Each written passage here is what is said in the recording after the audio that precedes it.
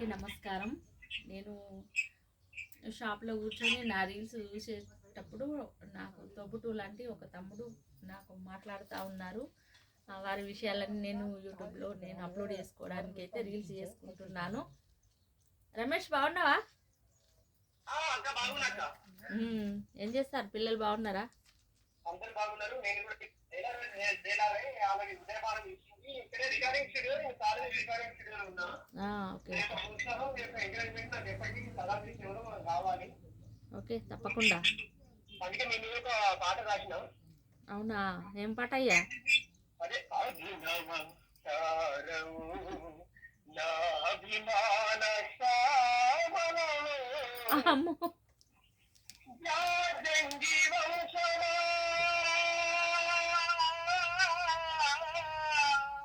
నీవు ముత్యమా రత్నమా వజ్రమా ఎందరినో కళాకారులను చేరదీసే గుణము నీదమ్మా నా ప్రాణమైనావు శ్యామలవా నీవు నా దేవతవా.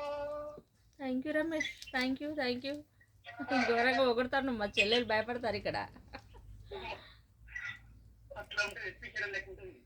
Thank you Ramesh, thank you. మీ అభిమానానికి జోహార్లు. Thank you. బాయ్ అయ్యా, ఉంటానా?